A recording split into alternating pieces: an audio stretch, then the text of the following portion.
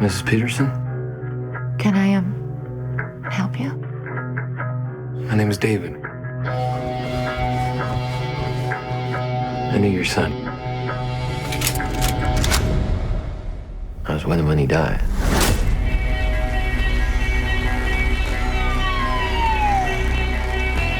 One of the things he asked was for me to check on y'all. You and your whole family here. I said I'd do that, and so here I am. Would you like to come inside?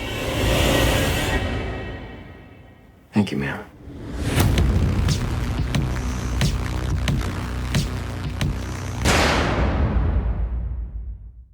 I am from beyond. Listen, and all you desire will be yours. Welcome to Spider-Dan and the Secret Wars. Prepare for Prattle.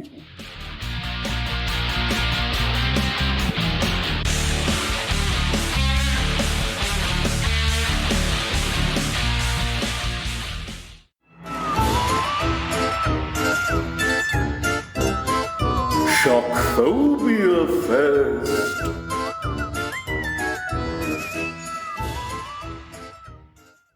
Welcome to Prattle World. I am your host, the ever-amazing, ever-spectacular Spider-Dan. And in this podcast, I spotlight entertainment's best-kept secrets that a mainstream audience may find boring. And welcome to Shock-Phobia Fest, a month-long celebration of All Hallows Eve's most frightening films and comic spooks. And have we got a spooky film for you today? And I have a guest to talk about The Guest with. And I believe this film and my guest share very much the same DNA, as the film was inspired by not only the Halloween franchise, The Terminator, but also Drive. And I think this gentleman sums up that perfect kind of cocktail of films in his everyday life, in his personality. And it is, of course, Angry Andy Reviews. He is back, and we're going to be talking about some interesting stuff in this film. A very underrated film, The Guest. That's 2014's The Guest, not to be confused by 2018's The Guest, a South Korean TV show about demons and police and stuff. Anyway, carrying on. Happy Halloween, Andy, and welcome back to the show. Happy Halloween, you ghoulish man, you. I am the ghoul.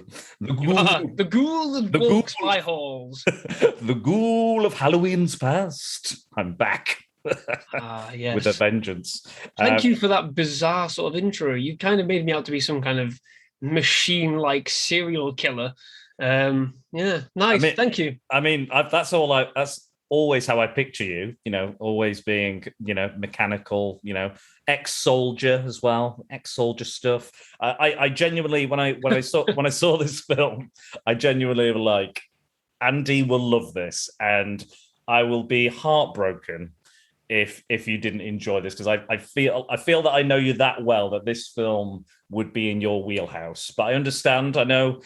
The reason I introduced it to you was that, but also because your review of Godzilla vs. Kong by the same director, Adam Wingard, which you were really not a fan of, and I thought maybe we should give that director just another shot to win Andy's heart over, unless he wants to stab him, much like Michael Myers. He might want to stab Adam Wingard after this. Smash his face in a lift, just like Ryan Gosling in Drive. Exactly. That was a connection you made as well, wasn't it? So I wear a fantastic jacket. I still want to get one of those jackets. I'm a machine, and I stalk the babysitters. Oh, excellent. Absolutely. Yeah, that's what I do to movies. That's the analogy of me doing to movies that I don't like. I wear a fancy jacket. I pursue them like a machine and kill them like babysitters in Halloween. Fantastic. I mean, I think every one of your reviews is like that in some way. You're going after these films relentlessly, and you absolutely will not stop until you've reviewed them and destroyed them if necessary. Absolutely. Absolutely. Even in my nice short reviews, like Snake Eyes, for example. If you watch that one, oh Jesus Christ! Oh, is that a tease? Well, I guess it's not a tease because it'll probably be out before this. Yeah, but it's a tease for you at time of recording, isn't it? Oh yeah, I can't wait. Well, let's not only roll the dice on Snake Eyes, let's roll the dice on The Guest. So, Andy, why don't you tell us the rough plot of The Guest from 2014? So the plot is pretty simple, isn't it? An ex-soldier turns up at a family's doorstep saying that he knows their son who died in conflict. Where exactly, it doesn't really say. He claims to be a friend of that dead soldier, and he basically makes Caleb, isn't it? Caleb, yeah. He makes friends with sort of like the youngest son, the mother, the begrudging father eventually accepts him, and then the eldest daughter, and then alongside this sort of buddying up, this sort of like loving sort of situation, a string of mysterious murders start popping up around the town, around people connected with this family. And it sort of goes from there and escalates unlike anything I have ever seen. Yeah, it's pretty much that simple. Yeah, it's a really kind of, it's an A to B plot. You know, yeah, it's absolutely. Like, you know, there's no real big twists and turns. You know, this stranger, this handsome, very charming, very charismatic stranger turns up, starts trying to help this family and kind of improve their life, enrich their life. However, there is some kind of dark past, some dark secrets, which is mostly left ambiguous in this film. Yeah, a lot of it's left ambiguous in the film, but it kind of works because you get this. Like we said, the mysterious is pretty much the buzzword, and charismatic as well. And you get this mysterious, very, very charismatic guy in Dan Stevens, the actor. And he plays up to it brilliant. And the ambiguity works alongside that because you left sort of like in this weird place where you kind of understand what he's doing. You kind of agree with what he's doing in certain circumstances, but then he twists it and it explodes and you're left going, oh God, where is my morality here? How do I feel? And I think that's what the film does really well is you, like initially, you know, obviously maybe from trailers or from what you've heard about this film or what you know about it, you know that something isn't quite right. However, at every kind of opportunity where he might be found out or he might be, you know, people might suspect him of doing bad things, he manages to turn it around. But also throughout, not only is he kind of winning over this family, you know, person by person, and even when they do have doubts, he's got a way to turn it or to flip it. He's actually convincing the audience to like him as well. It's that charismatic a performance. You're going, yeah, I know you're not great, and you do hurt people, and you do very bad things, but I still kind of like you. Like it's like a perfect anti-hero film, isn't it? I mean, anti-hero is bandied around quite a lot at the minute in films and what have you. This is actually done pretty properly because anti-heroes are still bad guys. They're still bad guys. They still do really horrible things. I don't buy the anti-hero that's, I'm good, really. I like it when the anti-hero is a bad guy. I like the Punisher. He's a bad guy. Yeah. You know, he does horrible things. You know, he shouldn't get away with them, but he does. And it's the same in this film. You know, he does really, really things that you kind of go, yeah, that's good. Well done you for standing up. And then he does things and you go, holy shit, that's extremely unnecessary. And that's what I really like about this film is that it is that balancing act, and you do get flipped from one side to the other as you're watching it. That's what I really like. It challenges you to go beyond what you think is right in this film. Like we talked about it just before we came on air. Basically, for me at the start of the film, for the first like 10, 15 minutes, I was like, I've seen this kind of film before. I was a little bit unsure about it. I've seen it before. And then certain things happen and you click and you go, oh, okay. There's something interesting here, something extra at play here. And the film's really, really good at giving you those little nuggets of information without giving you too much. That's what I really like about this film. Oh, yeah. It's. I think I read somewhere that there was kind of the backstory was explained. I might go into that a little bit later, like what the actual backstory I'll just say I'm really glad they got rid of it. They got rid because it's supposed to be a sequence, wasn't there, or something? Yeah, I'm really glad they just cut it out, just got rid of it. Because the writer initially had an idea before this, before he was kind of approached to write this. And like I said at the start, it was inspired by those films. I think it was after like a double-billied watched of Halloween and the Terminator, I think, if I remember rightly. And his original idea was like a soldier that comes home with PTSD, and he goes to a soldier that he didn't like's family and befriends them, tries to enrich their lives and make theirs better. Once he's got their trust, he wants to kill them because he was jealous of this happy family this soldier had back home when he didn't have it, sort of thing. So elements from that script came into this one. They are two separate scripts, two separate ideas, but I'm kind of glad. I think that might have been problematic a little bit. That someone with PTSD comes home from war and they are. Because it kind of makes it like. It'd say that, you've got to be careful of everyone that comes back and who's had a really big, a really negative reaction to, being wherever they've been, whether it be Iraq, Afghanistan. And we've seen it very recently with what's happened in the last sort of month or so, with the major withdrawal. Of people come out and say different things about how, their experience have affected them, with the withdrawal from Afghanistan and places like that. And it would have sent the wrong message, I think. Great that they sort of did it as though it's a soldier who is injured, who agrees to these trials, agrees to these sort of experiments. We're kind of giving away a little bit what happens, but it's how they've changed, that idea and to make it fit in a better way. It's almost like his negative thoughts have been enhanced by these trials rather than it being a reaction to him being, abroad or fighting or whatever. It's literally like, it's almost like the super soldier thing, isn't it? In like the MCU with Tim Roth, with Emil Blonsky. So like it enhances those negative things. That's what I got from it. It seems like that's what's impacted his mind frame, if you like. Yeah, absolutely. Well, I'll go into more detail about that, I think, towards the end, because I don't think it's nice to have that, and I think outside of the film, it's nice to know. Yeah, it is. Yeah, but I think within the film, apparently they did show a cut with all that kind of all those scenes in, and the audience didn't like it, and the director and the writer was like, "Well, that was the studio's idea anyway. They wanted us to explain everything, and they were like, we don't like it." I know, right? Studio interference. Let's not trust audiences. Let's just fill them with everything. Yeah, exactly. But it's like Halloween, though. Like I said this on and now the podcast starts, which we did the whole kind of Halloween series. Yeah. Like we said, the more you know about Michael Myers, the less interesting he is. It's the same with everything, isn't it? It's the same with every sort of like supernatural thing, every supernatural sort of horror film. I mean, this is a horror film. Oh yeah, it's a horror film, but it's played out more like a thriller, really.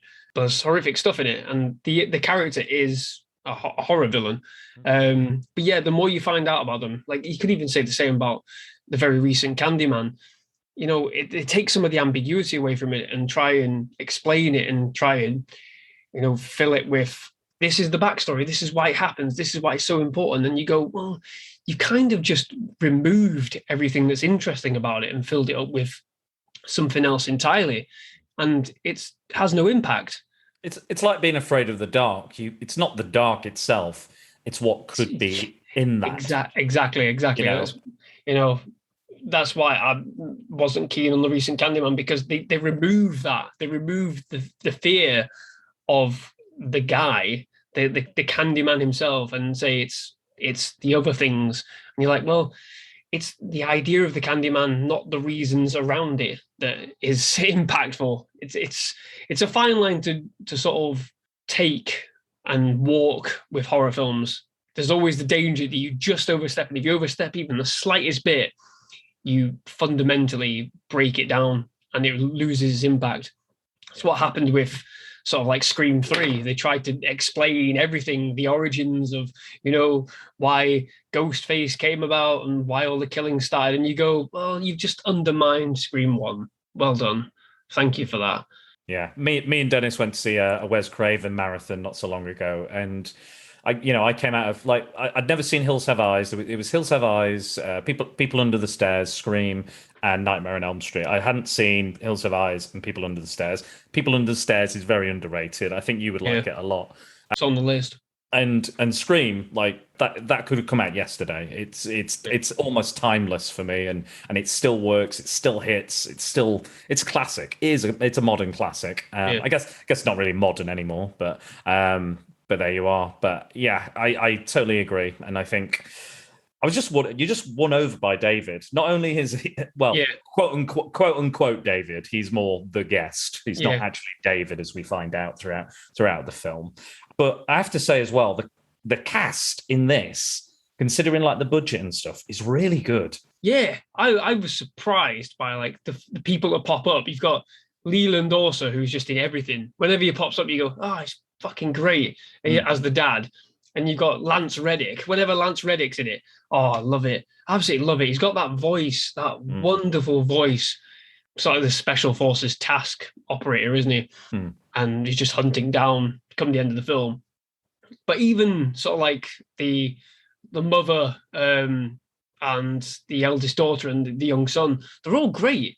They're all great. They all go through the ordeal in their own different ways, and you buy every single part of it. Yeah, you get every single part of it. Like the mother's very accepting of David immediately, and then she sort of like wins over the dad, Leland, over the course of like a few minutes, and then again all the kids sort of like go through their own journey of accepting David, and then getting a bit curious about what he is and who he is. And it's the daughter that spearheads everything, isn't it? Yeah. Sort of like unravels this entire mystery. But even then, she's still got kind of like doubts. Doubts herself, like doubts what she's doing, but she still perseveres and goes, no, it's definitely not right, this. I'm going to take you down. Yeah. And what I like is the son, the young son, I can't remember the character's name. Luke? Yeah, Luke it is, yeah. He not only does he know how bad David is and what he's done. He knows everything. And he figures it out. He figures out everything. So the daughter suspects it. And then as soon as the daughter sort of mentions it to Luke, as soon as Anna mentions it to Luke sort of like comes face to face with David, doesn't he? And goes, so you've killed that person, haven't you? And David's like, oh, so you know. But even then, this is why the performance is so good from Dan Stevens as David. Even then, he's able to you see it in his eyes that David's like, fucking hell, he knows. He absolutely knows. And then there's that little switch where the eye sort of like, there's like a little twinkle and sort of like a wry smile. And David sort of like almost says, well, I don't, how are you sure it's me? It could be somebody else. It could be just all coincidence. And really plays up to that. And it's just that extra, like Dan Stevens' performance is so layered in this film. That's what sells it. It literally does. I mean, I'm probably going on and on about it, but that's what sells it. Yeah, he sells every moment, every sort of hurdle he comes up against. He's able to, just about get over it. Obviously, until towards the end when shit hits the fan, but he's still able to, almost navigate all those hurdles, all those little rough rides. It's all the little, like, he's got a way of getting out or getting around every situation and manipulate. Like, it's not just like, oh, it hasn't gone my way, so I'll kill someone. He finds way, like these kind of like the bit in the bar where he's like, so these bullies have been beating up Luke and Dan Stevens. David. They're basically the same guy. No, they're not. So he finds out that, he sees like he's got a bruised eye. None of the family seem to mention it. Yeah.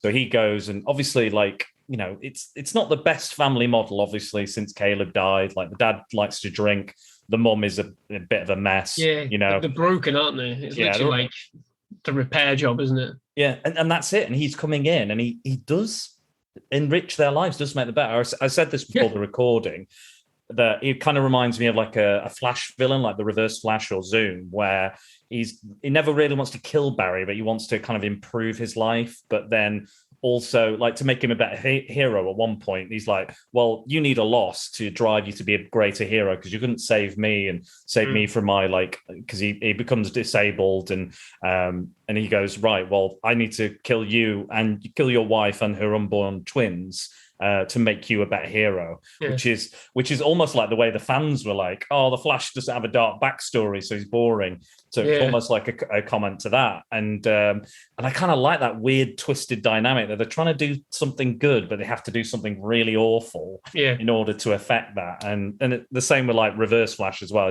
They're two different characters, but they're very similar. They have basically the same costume as well. But like Reverse Flash is like constantly going back in time and like killing Barry's dog and, you know, pushing Barry down the stairs and, you know, all these other kind of really horrible little things to like break his confidence and ruin his life without killing him, because if he kills him, Reverse Flash doesn't exist. So it's kind of like I honestly think the Reverse Flash is one of the best DC villains out there. I think it's just his psychology is really fascinating, and that kind of dark side, I fucking love it. And there's a bit of that in this, and I like that. I remember you were saying before the thing, you were saying you weren't really sure what the guests end game was like. I mean, because of all the things that he was doing, I wasn't really sure about. I mean, you mentioned the bar and what he does in the bar, and he literally does beat the shit out of these bullies, and they're the same age as Caleb, probably like a little bit older, maybe. Luke, sorry. They're probably like this, just a little bit older than Luke. I think one of them's in the same class, isn't he? Yeah. And David just beats the absolute shit out of them, and then, because this bar is serving underage alcohol to these kids, so there's a double victory because he beats these kids up and basically ensures they won't touch Luke again. And then he turns to the barman and goes, well, you're not going to call the police because, if they come, then obviously it would be found out that you're serving underage beer and alcohol. And he essentially just buys out like the pub, doesn't he? Like he basically goes, I'll give you some money. You're not going to mention it, are you? Because if you do, you're fucked as well. And it's like, it's a double victory. And you go, yeah, great. He's just put the barman on notice. He's put all these kids on notice. But the flip side of it is that it's absolutely brutal what he does to these kids. He doesn't just punch them. He literally slams the shit out of them. There's one of there's the punches that you hear are really, you can hear the meat. And then there's glasses being thrown and everything. He smashes the kid across the face. But at the same time, you're like, it's that seesaw. You go, oh, yay, you fucking deserve it. But oh, fucking hell, you've literally just broke that kid's collarbone. And he's probably going to be in hospital for a while. And that's the beauty of this film, because again, it's that moral ambiguity. But again, like we were talking about the anti-hero, it's very much the anti-hero, because you're like, fuck yeah, you people are really awful. You're homophobic. You're fucking disgusting people. You're gonna get what you deserve. But then again, like if you saw that in real life, you'd be like, this is fucking disturbing. Like where it's almost like it's challenging you. The film is challenging you to say, well, how do you feel about this? And what would you do? And if you were in Luke's position, how would you feel? Like, because he gets this kind of guardian angel of this friend, like we were saying, like he literally says, I know you kill people. I know you murder people. I kind of know some of your backstory or what you're trying to do about like changing his dental records and having plastic surgery, because that's the phone call he initially has that the daughter overhears. But he's like, I don't care because we're friends. You wouldn't hurt us because we're like your family. You wouldn't hurt us. I don't care who else you hurt. And that's why you wouldn't hurt us. Yeah, you said it before. That's why I was unsure about what the end game was, because I was like, he's amassing all this weaponry as well. He gets to the point where he amasses all these weapons, and I was like, I don't really know where it's going. I don't really know what the objective here is with regards to the family, because the ending only happens literally almost by sort of like mistake, really, doesn't it? Because when, so like towards the end of the film, when Lance Reddick's character, I think it's Carver, I can't remember, when he turns up with all these soldiers, it's kind of like, ill timing. Dan, keep calling him Dan. Yeah, me too. Bloody fuck it. Dan Stevens' reaction is kind of like, oh shit, this is a little before I actually wanted. And he literally apologizes to the mother as well and says, I'm sorry, it wasn't supposed to happen like this. Yeah. And you're like, okay, but for me, I was like, well, what was the objective? What were you planning to do? Were you just going to stay here forever? When that wouldn't really work for me because of what he's doing to everybody around him. Yeah. He's literally, you see him bribing different corners of the town. He sort of bribes the principal when the principal says, oh, we're gonna put your son, we're gonna expel your son. And Dan Stevens sort of calls him out and goes, well, you know, that's kind of a hate crime because you're going to expel a student who was called homophobic things. Yeah. You know, you're going to expel a gay student. And the principal's like, oh, fucking hell, just a month's detention. He's like, fine, sold.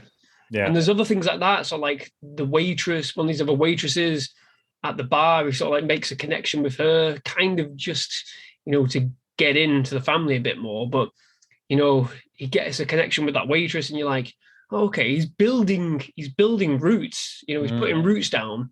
You know, and people are going to start looking towards him as sort of like a proto sheriff kind of thing. Yeah. And then it all goes to shit. I mean, he does away with a drug dealer, he does away with a weapons trader, an arms dealer, and you're like, okay, he's doing good things. But it was that kind of stuff that I was like, oh, what's going to happen? And then it kind of just does away with it a little bit, sort of like they went, oh, fucking hell, we don't really know where it's going to go. Just initiate the carnage. We need to ramp it up. We need something else to happen now. Yeah, and I feel like that's kind of what happened. They sort of like went, we're gonna get bogged down here if we start allowing things to just stagnate. But then you could people start raising questions. They just went, right, execute Order 66 and just allow him to go crazy, which is what happened. Literally is what happened. I mean, you could get bogged down in the kind of psychology of it because I don't think it's that type of film for it. But I do agree. It's not that kind of deep. It's not that deep of film. But for me, it was just those. I mean, it didn't happen as long as I've just explained. But it was like a brief moment when I was watching it, going, "I'm not really sure where this is going or where they want it to go." And then, like I said, the carnage happened, and I went, "Oh, okay, fair enough." Yeah, doesn't matter anymore. Yeah, it doesn't matter. But yeah, like maybe he's a bit conflicted anyway, or not sure because like obviously he's. You know, this is the first place he's gone. Apparently, this is the first place he's gone after escaping. Yeah, which I find kind of intriguing as well, given what happens at the end. Yeah, like I mean, we don't know 100% because it's almost like more time has passed. You know, I don't know how far he was away from Caleb's family and stuff, but I feel like something else there must be some more story there before maybe he came, or you know, and then maybe some story after to tell of this film as well. Like there's somewhere to go with the guest himself potentially. But yeah, I do kind of agree with you. It does kind of go, you know, all this, you know, and then okay, horror action. You know, it's like the Terminator like shootout, isn't it? The police shootout. Oh yeah. You know, there's a lot of that DNA in it. And you know, and there's that bit of psychology that Reddick explains about him, like. Once his mission is compromised, whatever he decides his mission to be, once it's compromised, he is, you know, it is programmed into him that he must get rid of all loose ends. So that's why he starts killing the family and everyone who knows. And he really just, I love one of the best things about this film that Dan Stevens does is that all of the kind of frustrations or the problems he has, he almost gives like a, oh, for fuck's sake, kind of face to it, or like, he does, he gets shot in the leg, he's like, oh God, again, you know, that sort of thing. I love that because it's just that little injection of humor in these really like massive action sequence or horrific, you know, even directly at the end, like he's still a bit like, it's okay, you know, spoilers. Oh, that's such a really sort of like horror movie sort of like villain sort of thing, isn't it? It's like, yeah, you did the best thing there. You're like, oh, is he dead? And he's like, oh, you did good there, kid. That was good. But that was really good. What you were saying about like really sort of funny bits mixed with really horrific bits is when the carnage initiates. So basically, the daughter's phoned in, hasn't she, to this army base, and they've told her that, he should be fucking dead. But it turns out he wasn't, and we're gonna have to come for him because this guy's a fucking maniac. He's killed people, burnt the bodies, and tried to cover up the fact that he's dead. And she's like, oh shit. And then this task force comes, don't they? Probably should have brought more men, really, thinking about it. He said he's that dangerous. They bring, 6 guys? Come on. Yeah, he vaporizes all of them. They all get massacred, all these highly trained soldiers. They all get massacred in what is a brilliant shootout. And then he goes into town, doesn't he, after killing the mother and the father, which is, I was like, oh, you fucking killed them, you bastard. Now you don't like him. There you don't like him. Yeah, exactly. And then he goes into town, and he's basically trying to find the daughter, isn't he? Find out where the daughter's going. And he goes into town, he goes into the cafe where she was just at work. She literally just left. And the waitress that he was kind of sort of like seducing and getting to know, he approaches her and goes, well, where is she? Where's she gone? She goes, oh, she just left. I don't know where she's going. He goes, all right. Is she going to get Luke? And she goes, I don't really know. And he goes, you know what? I don't care. And just shoots her point blank in the middle of this restaurant. Like, and it's fucking horrific. It's like horrific. She's completely like, sort of like, shocked about it, slumps to the ground. And then he walks out. And as he walks out, he pops 2 grenades, turns around, and it's the most flamboyant throwing of grenades I've ever seen. So like underarms them and does like this little weird flick where he flings his hands up in the air as if to say, fuck you all, thank you very much for coming. And these grenades just roll into this middle of the cafe. You just hear all this screaming as he walks out. And whoever's in there, they all fucking die. But it's literally like that snap of like, oh, well, I don't care. Shoots her. Really fucking horrific. And then not 3 seconds later, you get this flamboyant grenade throwing that you'd see in a comedy action movie. Yeah. It's literally that sort of like switch, isn't it? Yeah, that callousness, that he's like the ultimate kind of sociopath, isn't he? He doesn't feel emotion. He doesn't have that, there's a miswiring in the brain. Yeah. He's just, pretending to be like the opening few scenes where he comes and he's like, Caleb wanted me to tell you that he loved you and that he cared for you and he wanted me to look after you, that sort of thing. And they're all a bit like, all right, mate, you're a bit weird. He's this friendly. Yeah, he's this friendly, overly friendly, oversensitive, and that freaks them out. Yeah. But then when the penny really turns right at the end of the film in comparison, because like if you watch just like the first 10, 15 minutes, you'd think this film was totally completely different. Like you were saying, you've seen this film, you've seen the friendly soldier return from war and tell somebody about somebody who died. Somebody befriends a family who's not quite right and a bit mysterious. Turns out, the guest has been dead for 70 years and he's a ghost in this house. It's like The Others. You get The Others. You get the feeling of The Others. Oh, God, I hated that. Hated that film. You hate that film? Oh, I did not like it. We should watch it. We should watch it. If you want, you can do it. I fucking love it. Terrified Natalie with it. It was great. I was experience of my life. I thought the twist was shite, but I watched it when it came out, which is like 2001. Something like that. You were a baby still. Yeah, so maybe I need to watch it again. I need to give a fuck.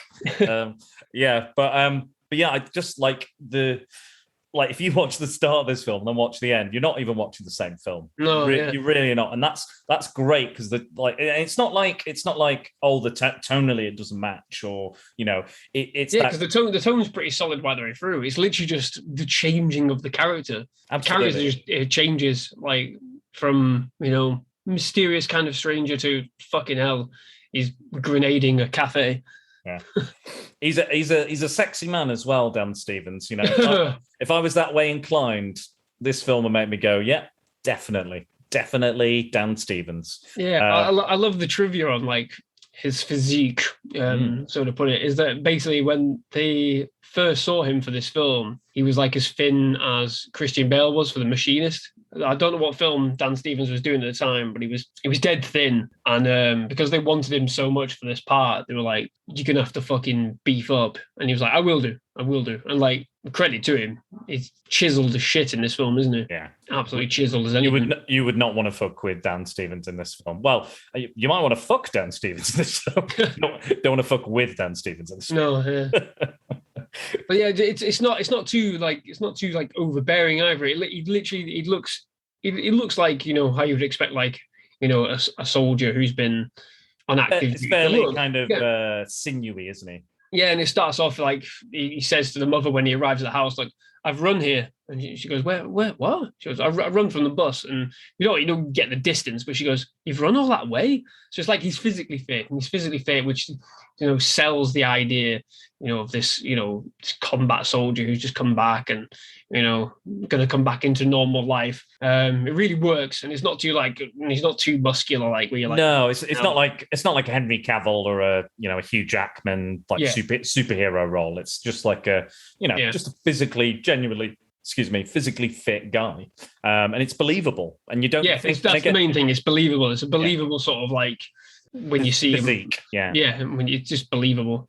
Yeah. So the main thing about this film is like you get all this madness at the end, but everything up and up to it is totally believable because it goes really into sort of like the idea of these medical experiments and everything. You're like, fucking hell, where is this come from?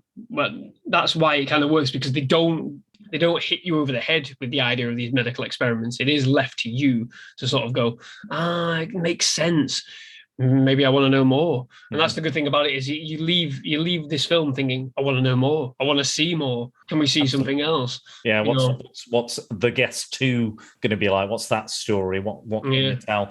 But yeah, I will say, I know we talked about Dan Stevens and his performance in it, which is fantastic. Like we said, charismatic, cold, sociopathic. There's so many things going on, so many levels. The wry smile he has and the looks and just the everything. Dan Stevens smile. Yeah, that kind of like, that knowing grin, because he knows, like he almost knows that he's in like almost like a horror comedy almost. Yeah, it's kind of weird, but I love it. But I have to say, this is one of the best horror films that I've seen. Just one of the best acted horror films I've seen. All across the board. I know, again, we're like gushing over Dan Stevens, but I think everybody fucking delivers exactly what they need to do when they need to do it. And again, these aren't just like your standard cardboard fucking cutout horror, the cliche. Not just a basic helpless sort of like teenage daughter just running up the stairs kind of thing. No. And she's not like this virginal, this virginal flower or anything like in the slasher movies that would be. She's, she smokes weed, she has sex with a boyfriend, she's like, not like you said, the family itself is like all broken, isn't it? They're all broken. They've all got their own identities. They've all got their own troubles that they're going through, which is, what helps the film move along, helps it get to the point where it does. I'd like to go talk about one of the things you talked about just before we started recording, which is one of the things that David is implied, quote unquote, David or the guest or Dan Stevens, whatever you want to call him, that guy, that one, the main guy, he does for the dad to enrich the dad's life. Oh, where he, like, you're not sure whether he kills the dad's boss and his girlfriend.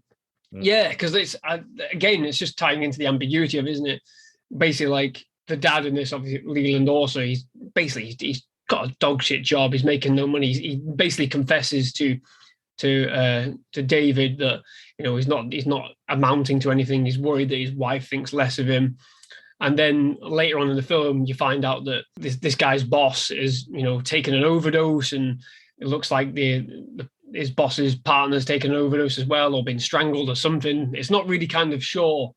And you're left thinking, oh, fucking hell, did he do that? Did he do that? Would he do that? Would he do that? Would he go that far? Or is it just wild coincidence? Because they say in this, it's like, oh, it didn't seem like that kind of person that's what would happen, but you never know. And they kind of has a drink of beer, and you're like, well, yeah, you don't really know. You actively see David kill people in this, like up front. You see him kill the drug dealer, you see him kill the arms dealer and whatever. I'm calling them that because that's what they basically are. There's a bit more to him than that. But you actively see him kill those people. You see him beat the kids up. But beating the kids up is, one thing. Murdering a boss, just to possibly give him a job is kind of like, it's one of them where you go, fucking hell, it's feasible. You kind of want it to all fall into that, but they never sort of admit it, do they? Do you think any of them or any of the rest of the family actually full on no, like Luke does, and the daughter? Do you think the two parents knew or had any inkling that possibly the things that Dan Stevens was doing was actually making their life better, or it's an interesting part of it, isn't it? Because you actively see them, they're changing their demeanor almost. Like the dad goes off to work at one point, doesn't he? He's got a bit more sort of like, after he finds out his boss is dead, he's got a bit more sort of like an up and a gumph about him. The mother seems to be, when we first see her, she's very much sort of like, slumped away and not doing anything, reluctant to do anything, and then towards the end of the film, she's up and about, she's moving around. It's all very subtle. You probably wouldn't, you almost wouldn't notice it. It's that subtle. So you do get a sense that things are improving for them. I do think the mother I think she does know something's not right. But she has that photo. And it was interesting for me, the photo. I kind of had that weird moment because the mother goes off to cry, doesn't she, when she first meets David. And she comes back in the room and David stood by the photo, and I was like, he's fucking changed that photo. He's done something to that photo. You think? Yeah, well, there was a little thing, but I was like, oh, but she obviously knows that photo back to front. I was like, oh, there's a little something there. Maybe, it's a little hint that maybe, because he stood right next to her and sort of looking at it and goes, this is me. And she goes over and goes, oh shit, it is. So it's like the seed of doubt. It's like she knows that photo back to front, but does she know every face in that photo? Or is she just fixated on her son? So there's like those little things, like towards the end when she's like, before he fucking kills her, which is pretty horrific as well. Yeah. Where you're like, she almost goes, I shouldn't have fucking trusted you. I knew something was off. And the same thing, I think the dad initially has that, who the fuck are you? Don't believe you. And then he listens to everybody else in the family and goes, fine, let's have a beer. Do you want a beer? No? Okay, we'll have one after then. And I think he's the only one come the end, which is probably the most surprised out of everyone, when he gets shot in the car. Because that's pretty awful. He's like head-on collision with David. David does it on purpose. Collides with him when he's trying to get away from these soldiers. Yeah. And again, it's one of those things where he sees him come in and is like, again, it's like, I'm gonna have to kill him now. I'm gonna have to fucking ram him. And then it's like, it's a little bit sad because like he sort of like comes around a little bit from the crash and he's like, David, what the fuck? And just blows him away. And it's like, does he say sorry? No, he says sorry to the mother, doesn't he? Think so. I can't remember. Yeah. But I think that's the telling thing, isn't it? It's like, it's not a sorry where it's like, oh, I'm so sorry. Oh, well, there is a little sort of inflection of like, I'm really sorry I had to do this. Yeah. Whereas compared to the waitress, when he's like, I don't give a shit, blows her away. There's a little different to it. There's a thing as well with the waitress is I'm glad, like we do see the guest do some fucking horrific stuff, like we said, like just callously and casually just fucking murder people, and it's nothing really. It kills at least what? Yeah. I can't remember. I tried to count how many people in the cafe. There's at least 6 people in the cafe minus the waitress, I think. Yeah, probably. He just grenades them for no reason. They've got nothing to do with it. They've barely seen him. They barely know what he looks like. Yeah. They've seen him for like a split second, but he goes, nah, I've got to kill you. Yeah. When he's at the Halloween party because the daughter goes to a Halloween party and the parents ask him to be a chaperone for the daughter. And the daughter kind of reluctantly agrees and kind of gets to bond with him over the mixtape and stuff like that, CD and what have you. But at the party, he talks to her friend and she becomes very, very attracted to him, which he smashes her ex's head against her picture and she's like, do you want to see the rest of the house? Yeah, sure. And again, an abusive boyfriend getting his head smashed into a wall is a good thing, Yeah. So she's very much attracted to him, and again, I don't blame her, as I've stated already. Very sexy man. Who wouldn't want a broken picture? You broke my picture of me doing some weird shit. Yeah. Okay. You can go break my picture in the bedroom. And break my picture in the bedroom. I don't know. Anyway, oh my lord. What I'm glad of is that when he does go to have sex with her, she's like, you're not really into this and stuff. And then he gets a bit more kind of aggressive and gets very into it. But I'm glad that didn't go any further, because I think if it got too aggressive or violent or potentially a sexual assault, that would kill all the charisma, all that everything that the film had built up to then and continues to build throughout the film. Kind of up until the would have been eviscerated. It would have eviscerated the film. You'd be like, I hate him now. I hate him. I can't get behind his Yeah. When you say it, when he gets aggressive, it's not like she says, "Oh, it's almost like you're not getting it up here," and he goes, "I'll get it up." Oh, he sort of flips her over, doesn't he? Yeah. Because she's on top of him. He flips her over, and then he's on top of her. Yeah. There's nothing like in strangling her. Nothing violent. It's just like a change in his dynamic in that thing. He's like, okay, I need to make this clear.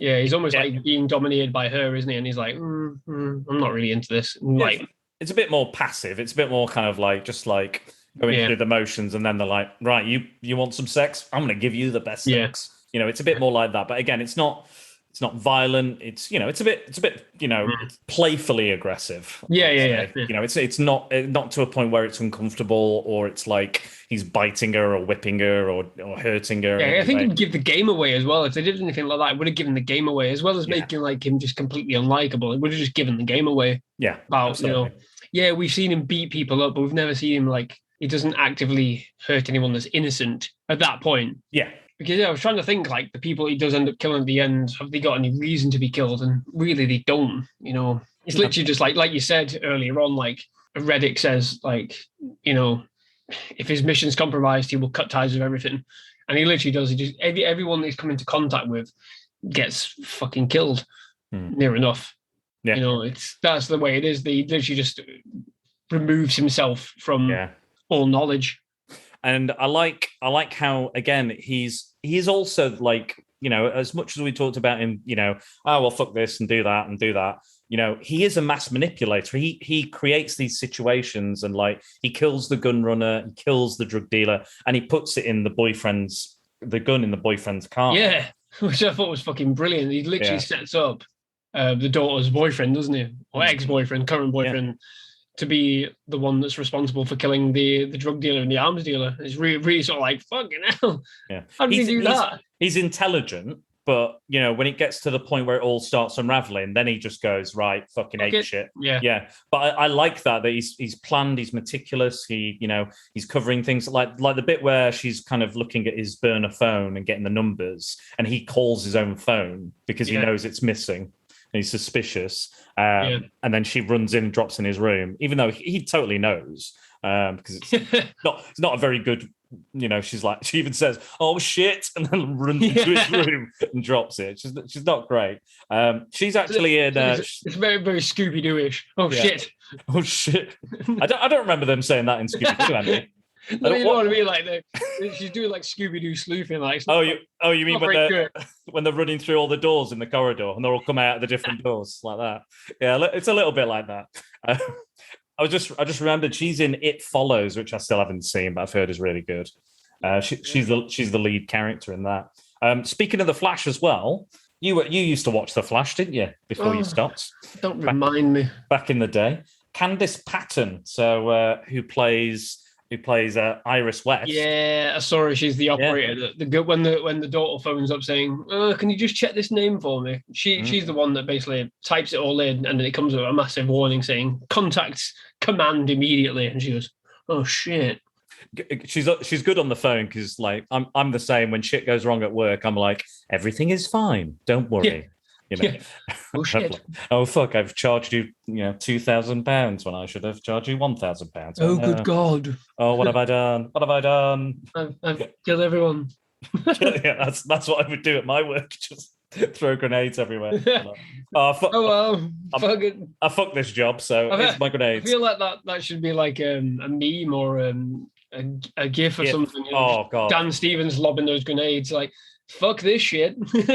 I don't know how you make a GIF, but I think we need to do that, or you need to do that. If somebody can provide a Dan Stevens GIF from this film of when he lobs the grenades, we will be eternally grateful, and we will use it every time we go, fuck this shit. Yes. That is a Spider-Man and the Secret Balls guarantee and an Angry Andy guarantee. We will use them as our fundamental fuck this shit reactionary GIFs. Yes. Thank you very much. Absolutely. Create that. Let us know. We will tag you. We will thank you because we want that GIF. We will not grenade you in a cafe. No, absolutely. We'll do the opposite. We'll give you. We'll take the grenades back. Yeah, we'll give you grenades of love. Or whatever those are.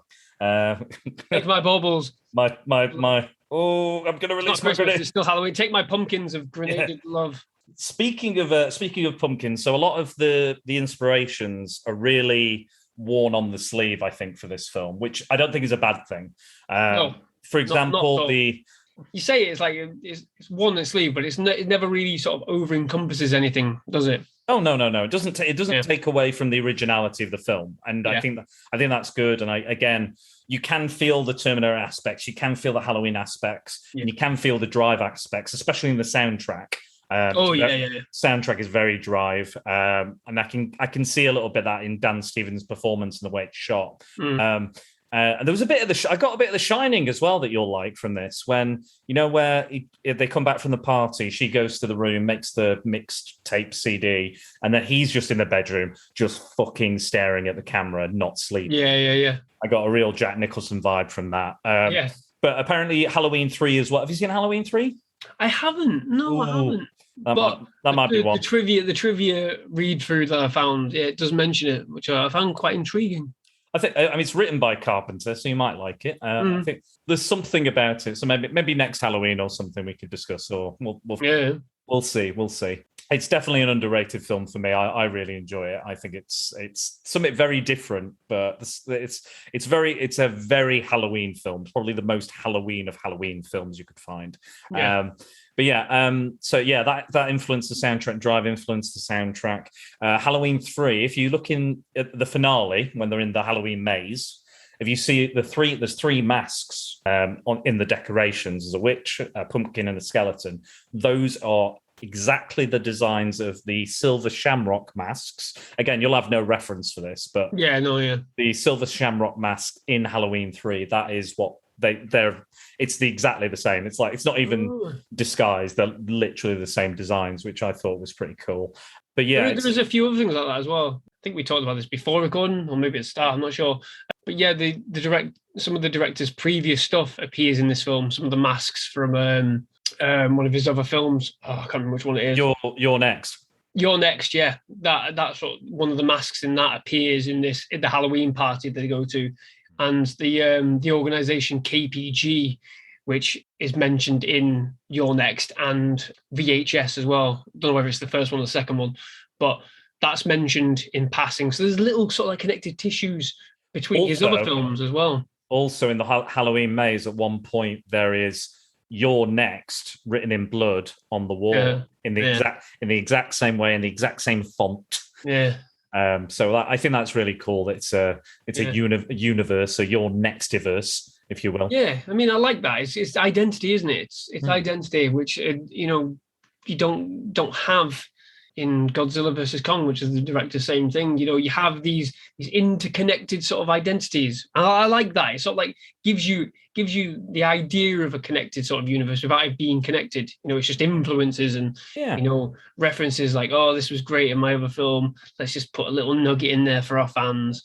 Or we use this organization, the same name. It's a little nugget for our fans who are sort of like looking into the in-depthness, some of the underlying themes of the film. You get that a lot. Nice little reward, like those connections to Halloween 3. Like you said, I don't understand that reference, but knowing that it's there, it's like, oh fucking hell, that's something, maybe this is Scream did back in the day. Scream did that with the Halloween franchise, Oh yeah, well, it's chock full of references. Yeah, exactly. So it's almost like a generational thing, isn't it? It's like, these are what other films did in the past.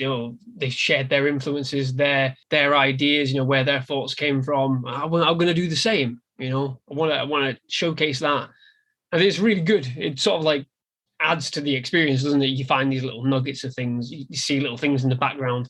I'm sure I read that there's one of them that's like something else in the background as well. I can't remember what it was, like a figure or something. I can't remember what it is. I found it. Is that the Halloween 6 witch or something? Something like that. Yeah. Again, it's just like, it's only probably briefly in there. I think I briefly saw it, but without, I didn't have any context for it. But it's that little, for somebody who does have the context, you go, oh shit. The director really liked that film. There's where his influences lie. I like that. I like that stuff. Yeah. If it's not too overbearing, I like that kind of stuff. Yeah, I mean, you see that with a lot of directors like Robert Rodriguez or Quentin Tarantino or Kevin Smith. Hell yeah. Yeah, there's always a little nugget or something that kind of links them together, be it a character or a restaurant or a fucking, there's some not about Bruce Lee in Once Upon a Time in... No, not on about that. I'm on about like... Oh, good God, that was a mistake. Yeah, I don't even know what to say about that. I'm steering clear of that particular controversy. But yeah, I mean, The Guest, 2014's The Guest is what we're talking about. Not Bruce Lee. Yeah. Did you feel like, I know we talk about this sometimes with these theme months and the kind of the Halloween theming and the Christmas theming and stuff. Did you feel like this was a Halloween film? Yeah, more so towards the end, I think, when things started to get, a bit more crazy. I think I felt it was kind of like a bit superfluous. Sort of the first half of the film. It was there. It's clearly obvious it was there, but obviously then you get the Halloween party. It almost feels like the week leading up to Halloween, I think. Like you can see the decorations become more frequent, the theming becomes more frequent. I think, like you said, they're setting up the party for like the next day. So I guess it's technically not Halloween just yet in it, but it's really throughout and kind of littered throughout. Because you get the finale of the film, which is set in that sort of that crazy sort of maze thing at the end, isn't it? And where they've just set it up and everything. Yeah. Like, I don't think we've talked about it, but I think that sequence is fucking great as well. Yeah, really, really good. Like the actual finale, sort of like, final girl kind of situation. It's really, really good. And they don't even do the final girl thing, which I thought was pretty good. It's literally just like 4 of them, because I forgot about the poor teacher. Fucking hell, Jesus Christ. You're interrupting detention. Yeah, you're interrupting detention. Well, you're going to get killed, aren't you? And he does. And I was like, oh, the poor guy. He's literally still holding his clipboard with his throat cut. Like, oh. That's a lot of blood as well. There was a lot of blood pouring out of that guy. But he's still just holding the clipboard. Which I did chuckle a little bit. I was like, because you hear him go, oh, and then he walks out clutching this detention board, and there's just pissing blood everywhere. And I was like, what the fuck is going on? Yeah. Like what's great is you had that massive shootout, which is amazing, really well shot, brutal as well, funny as well. It's got all these elements. Intentionally funny, isn't it? Like the shootout.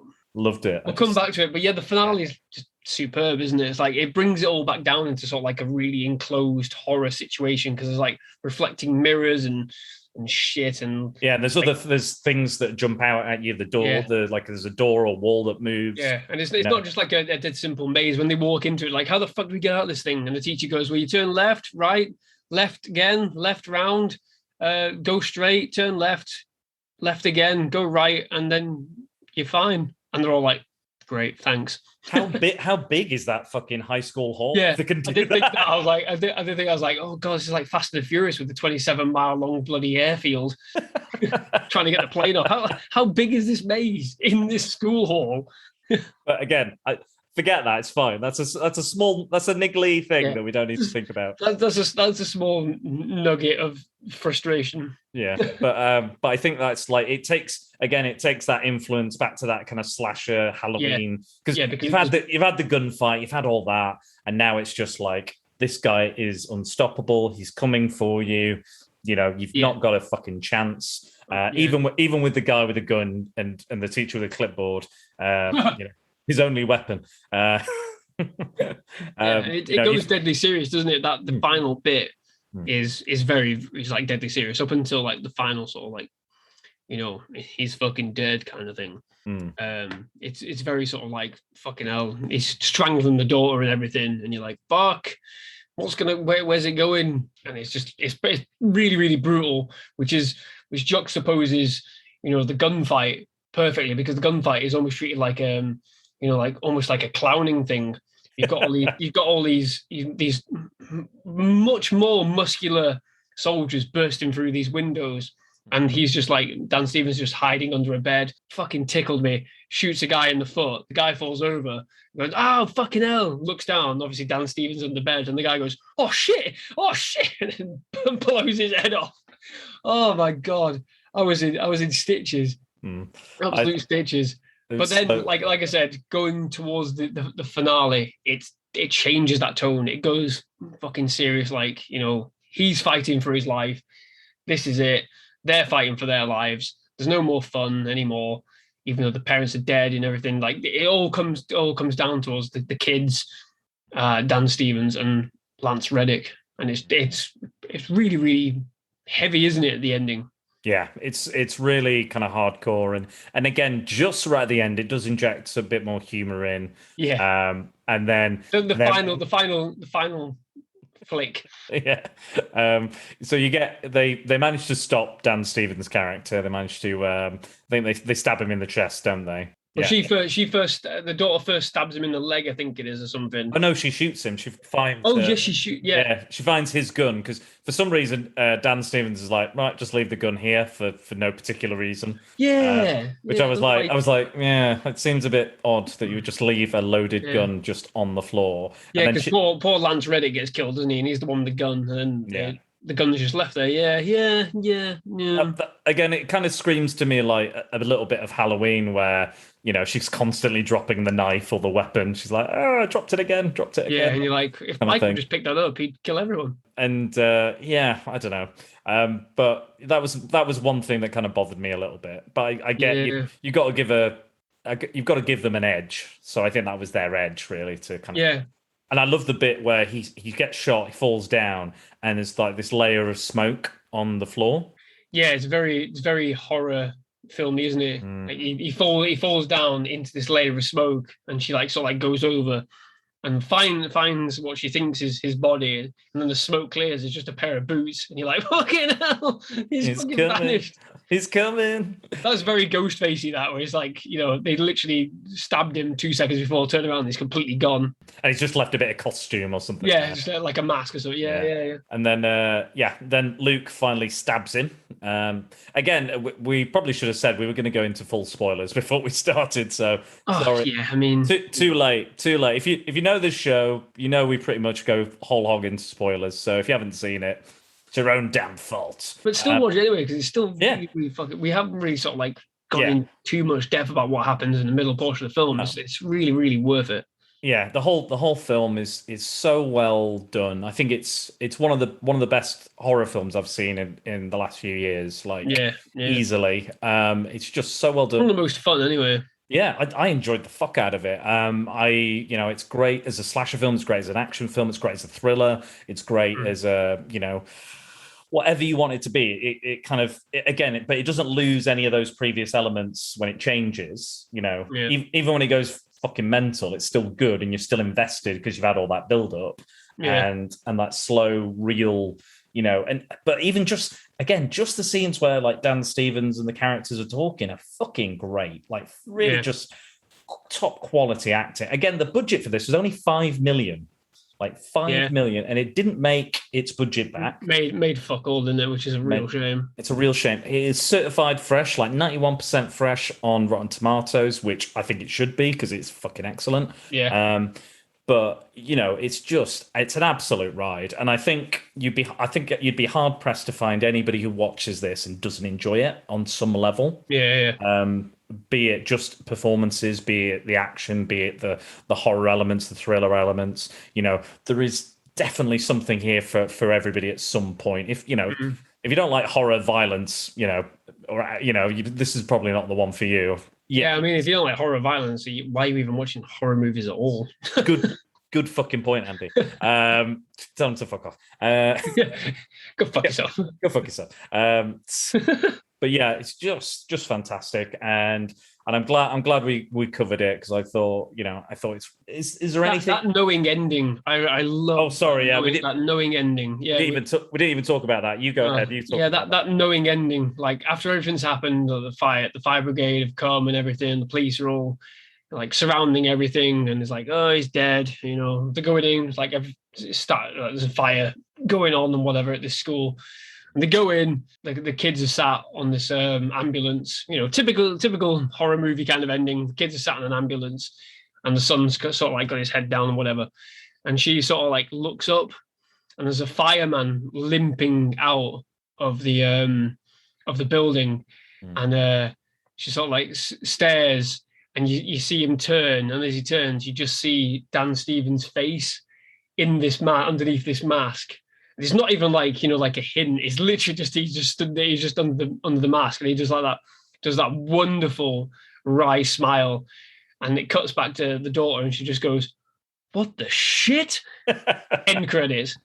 Fucking loved it. I laughed my ass off at that ending. Perfect ending. Like, the film is so fucking violent towards the end. Like, everybody dies. Some people don't deserve to die. Loads of people get unnecessarily killed.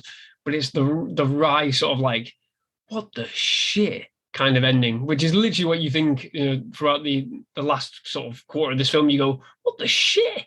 If you listen carefully, you can hear I believe it's the fire team saying, we found 2 bodies like badly burnt, and one of the bodies doesn't have any teeth. So what he's doing there, because he's a clever bastard, he's knocking the teeth out, so they don't have dental records. So again, much like, so I don't think we mentioned this at the start, but the whole kind of team that got this treatment, this special kind of experiment done on them, he killed them all in this hospital fire, and took over the role of David, even though he was confirmed as dead.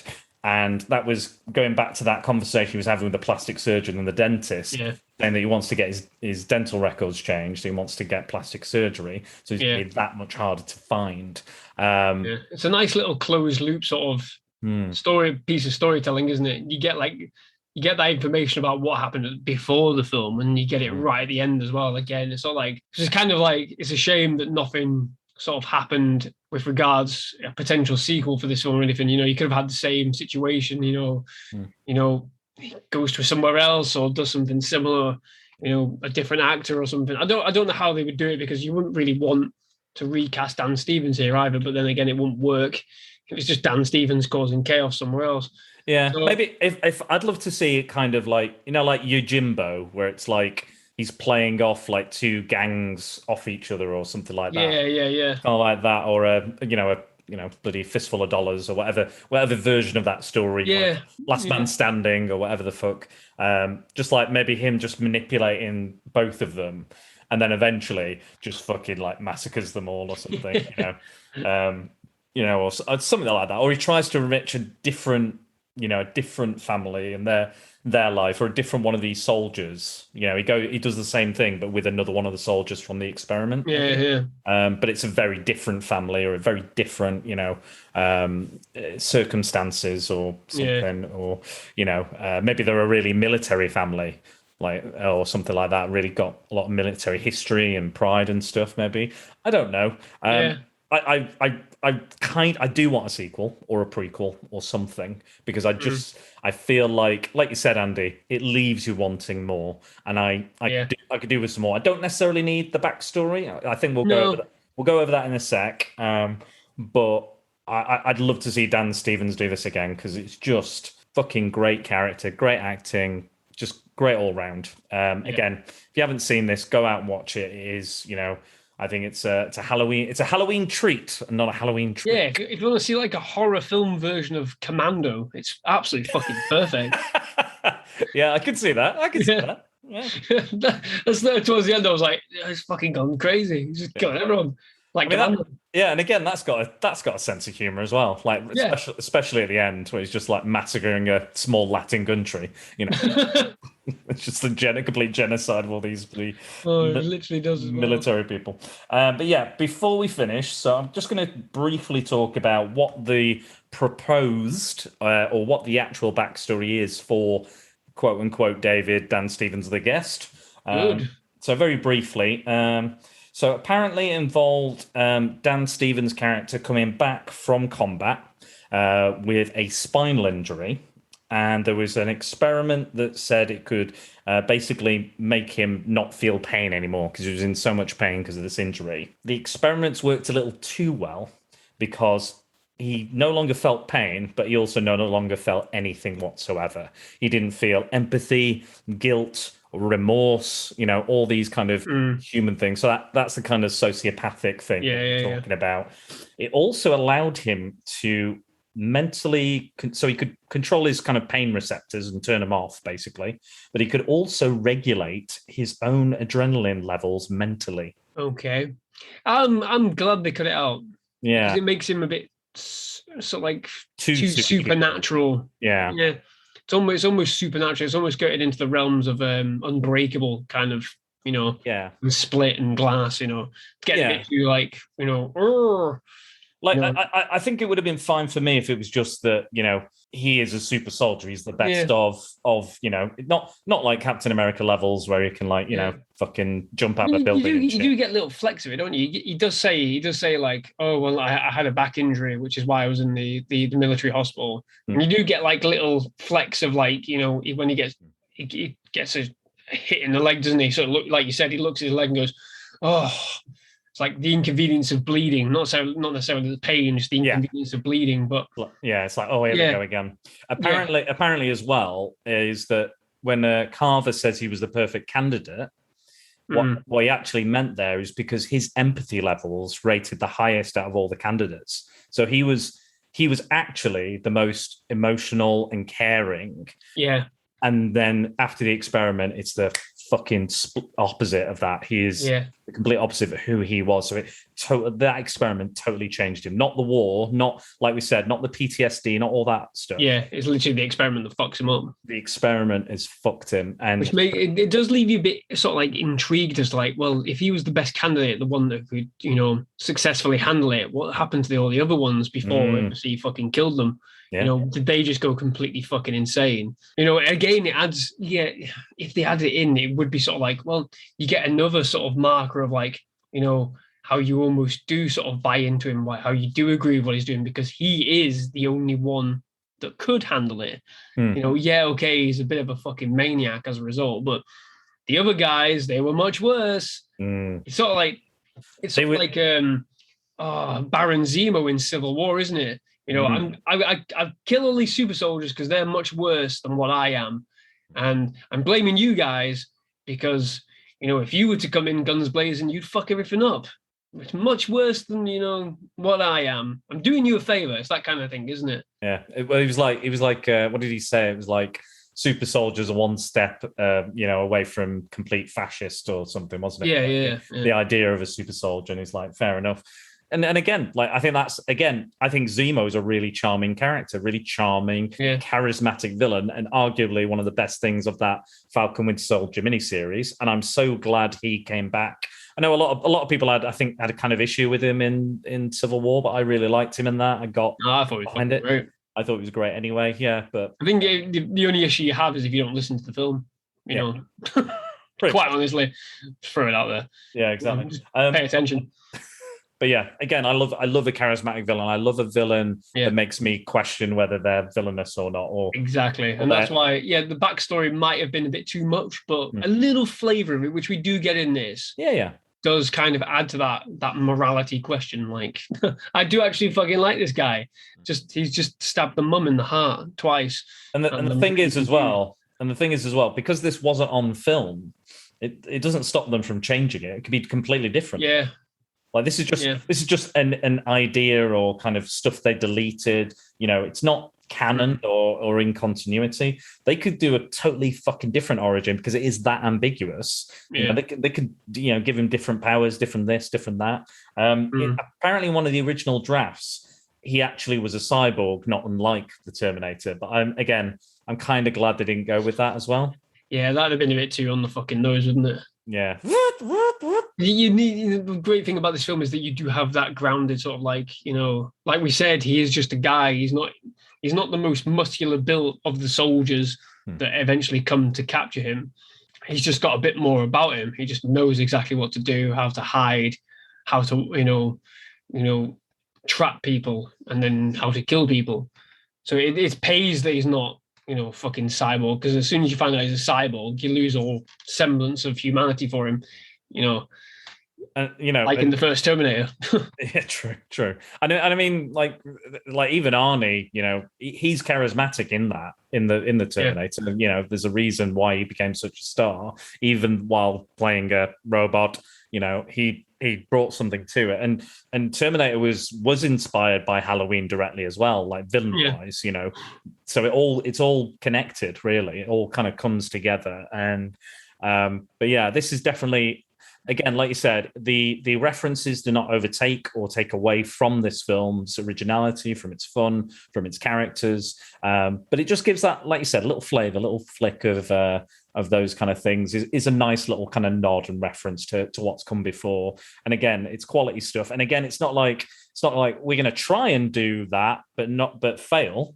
They succeed, drastically succeed in giving you something brand new that you love and that does, again, draw from those inspirations you already love and that are well loved throughout the horror or, action community, what have you. Yeah, absolutely. And that's what it does. But this is a truly, truly excellent film, in my opinion. Definitely like a 4-star for me, at least. Minimum. Oh, yeah, absolutely. I'd recommend it. Even though we did go into spoiler territory, I'd still recommend it.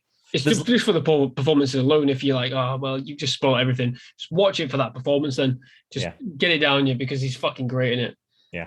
Needs more Dan Stevens. Absolutely. Me more. Give it. He deserves all the roles. He deserves all the opportunities. He's just fantastic, and it's well worth just viewing it and just giving it a watch. Again, we spoilt it a little bit in some ways, but I think there's still a lot there. Even though, like we said, it's an A to B plot, I think there's a lot to get out of it. Even if you've seen it, this is the second time I've ever seen it, and I got so much more out of it than I did from the first viewing, and I loved my first viewing of it. So revisiting it has been an absolute joy. I'm really glad I got to introduce you to it and that you loved it as well. Yeah. Thank you very much for it. Yeah.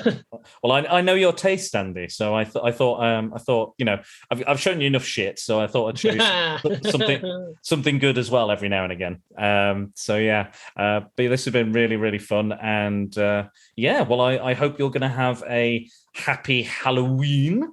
I'm going to have a scream of a Halloween. Oh, spoilers.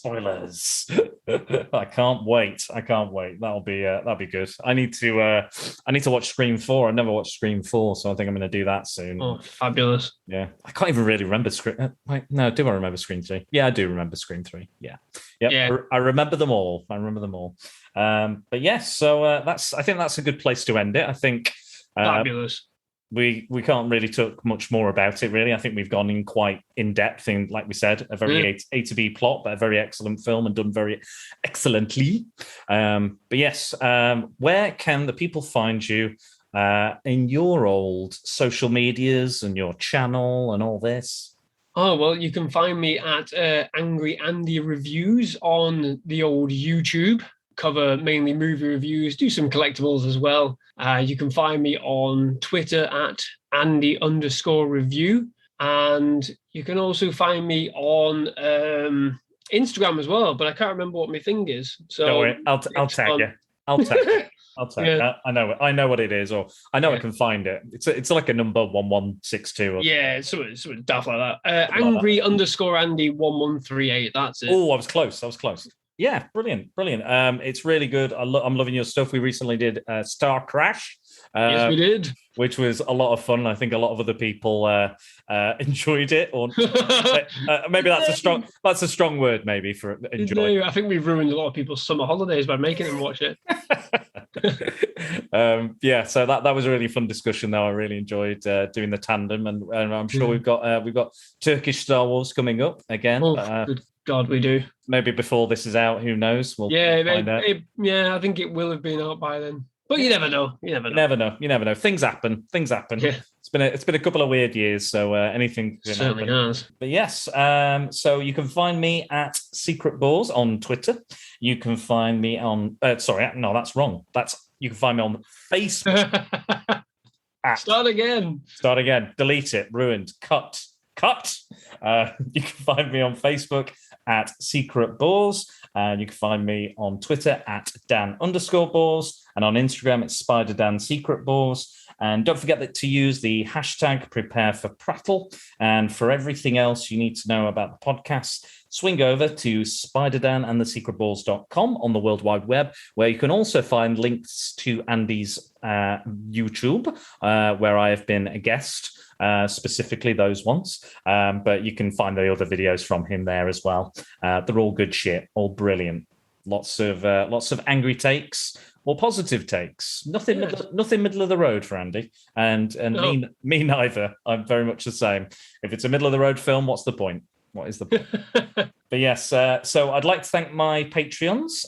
So my patrons on Patreon. So I am Jack's Musings, Paul Meller, Max Byrne, Tony Farina, Scott Hodgson, and my newest patron, Simon Cotton. So thank you very much for coming aboard, Simon. You are one of my oldest friends. So I truly do appreciate that you binged every single one of my episodes and then was like, where can I get more of this content? And I'm here. It's coming. It's a coming.